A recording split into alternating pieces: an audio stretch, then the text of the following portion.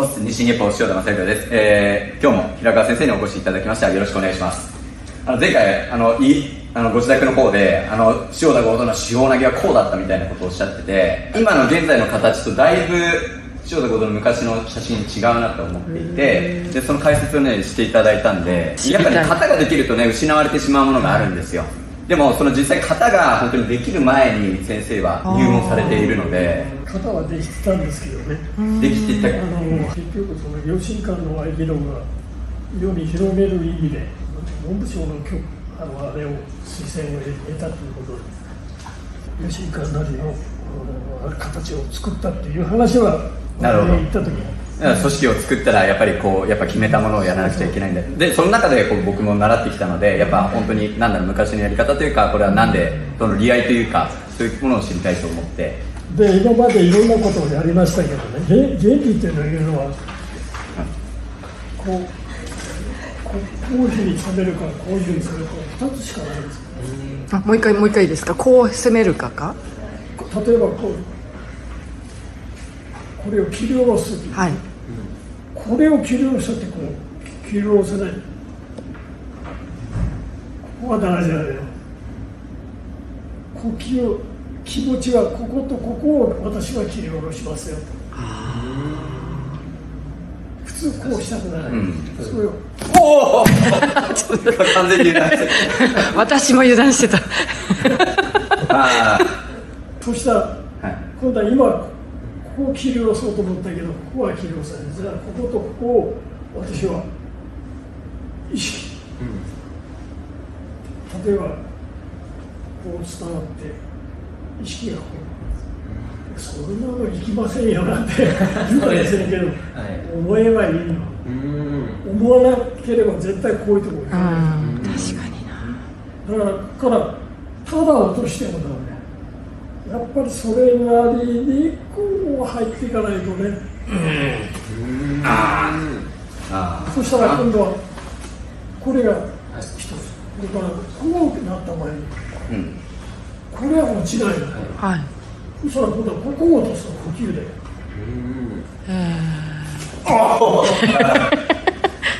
なるほど。これは落ちない。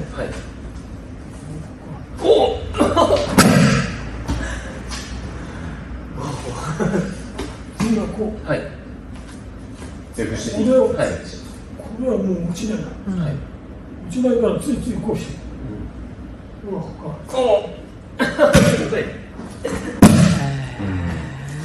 気持ちは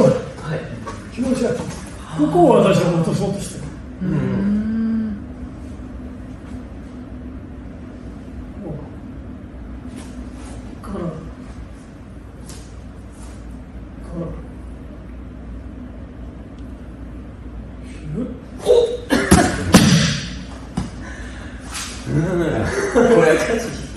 なのでその合気道は会話を与えないっていうのが分かるじゃないですか。ここをやると、ここを触れてたらこっちを意識して、こっちを触れてたらこっちを意識するんですよ。だからこの当たってるところには何もされてないから、例えば正面入り投げとかをやった時も、ここが相手の顎とかがあるんであれば、ここには不快を与えないでなってるから、こことここでやる。こうなったら、そしたら普通大体これをガーッとこうやって、そしたらこことここに意識を持ってくる。不快な感じないですね。ないんですよ。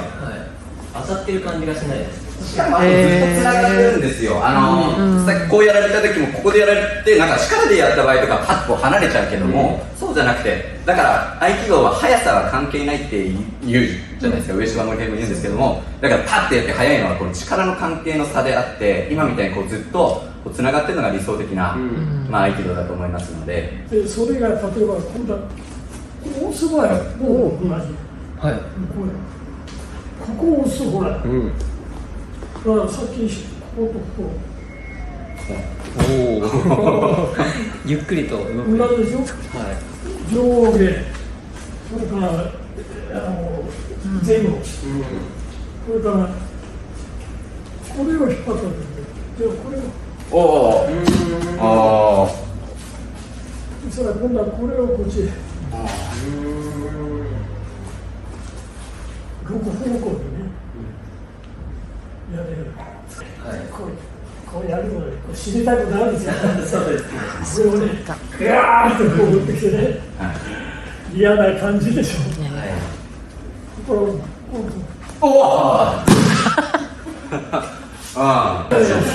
威力はすごいけど、優しい。苦しくないですよ。ここが苦しくない。首には当たってないっていうか、当たってここがグッていかないっていうことですね。それは理想的な、そこまでやっぱりどんどん鋭いんだけど柔らかいってやつ。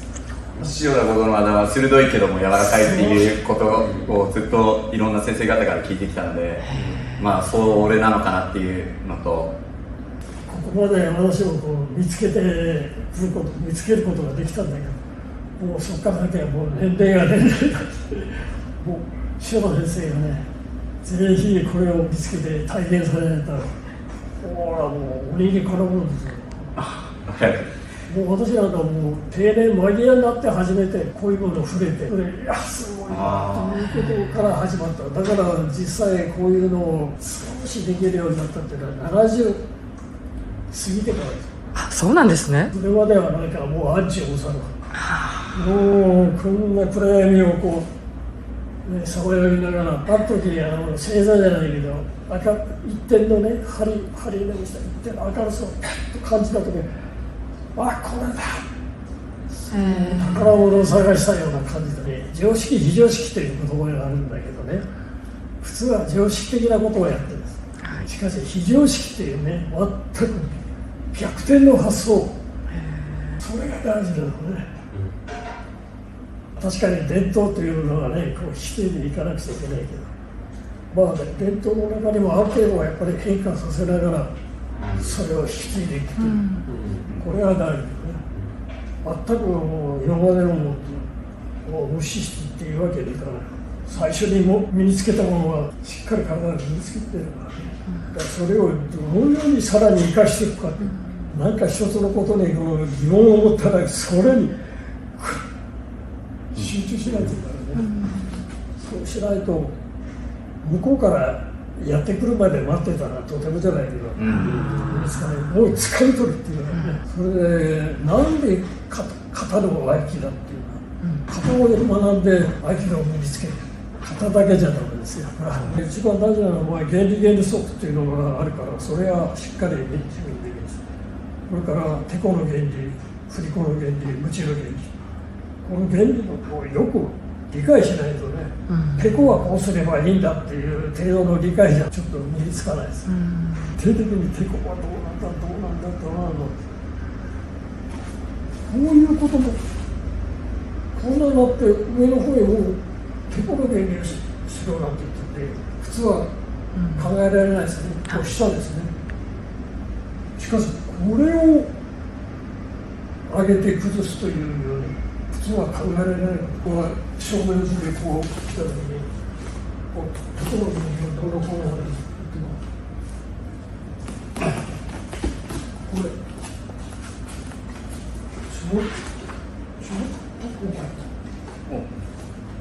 上がった。高い位置で支点力点の関係が行われている。普通はこうやってやるとかね。こ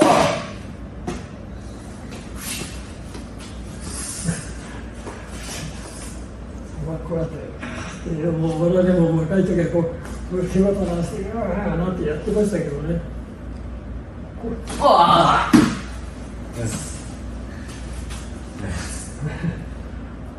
そうするとここ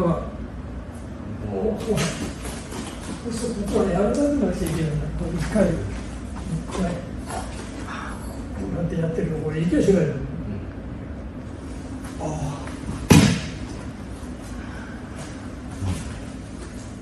柔らかいですね。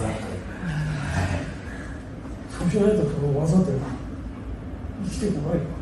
よくいろんなことやりますから、柔道でこうやってやりますね。これをお互いにこうガチッと頑張ってったら技はかけられませんよ。おお。ここで崩さなくちゃいけない。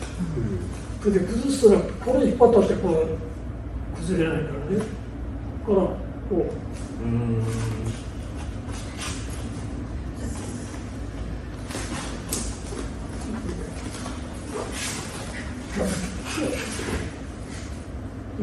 これ。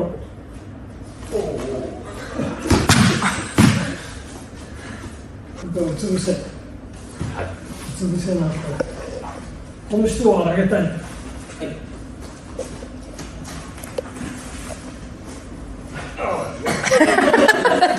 どういう絵なの？ちょ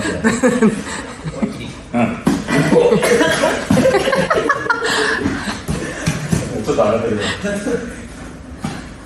ところが私もこれ今のやり方だったらわからないですけど。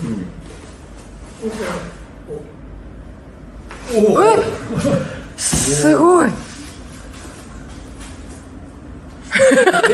何が起きたのか分からなかった。いや。もうかなり。これ。はい。わからんです。すごい。なんでだ？すごい不思議。力にどんどん筋肉についてませんけどね。すごい。上がり方もなんか一枚板みたいな感じでヒュッて持ち上がって。へえ。ああ。それを上に上げてるから。へえ。上げてたらもっとここを上げる。そう。ああ。ただし多少はね心持ち引きなさいってさっき言ったよね。このくらいで柔らかい羽根。それで私はこことここを上げる。おお、マジか。すごい。だ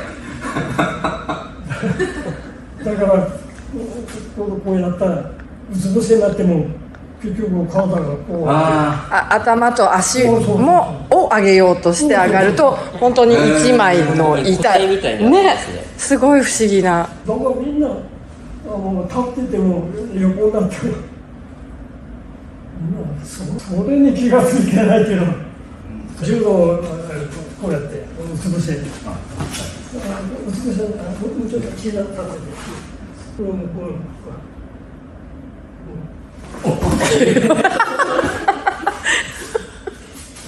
思ったでしょ。私はここを上げます。さっきの腕のバージョンと一緒ですね。これを上げたって上がりっこなので、これはちょっと若干の張りを出す。そして意識はこれを。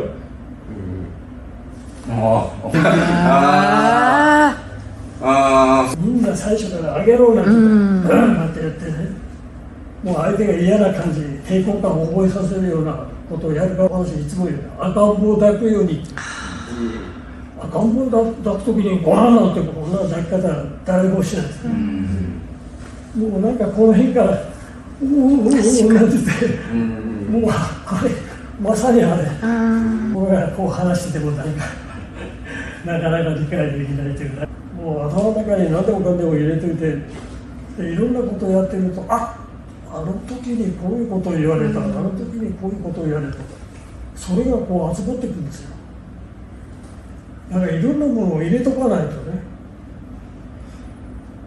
今さっきやったのもこれタコを上げる、皆さんあんまりタコを上げたことないかもしれない。こういう4つにね、それでこうやるでしょ。同じことなんですよ。ここをガリガリやったってやっぱり4つのあれを意識してこうやったらタコはヒューッと上がってくるんだ。タコだ。それもね、自然の動きと一緒。リアカーを引くときこうやって引くでしょ。引くときにここを持って引こうとしたらダメですよ。動かないですね。リアカーというのは持ち手がこうあって真ん中を引っ張るんです、中心を。ここのタイヤが動くようになんて動かそうとしたら300キロ400キロの荷物を積んでいたら動きもしません。結局真ん中。先生ありがとうございました。意識の使い方で、合気道の技も変わりますし、それを仕事でも生かされていて、また日常でも皆さんもやってることですから、今やってることをちょっと意識を変えて、やってみると簡単に動かせたりすることもあると思いますから、ぜひ試してみてください。ありがとうございました。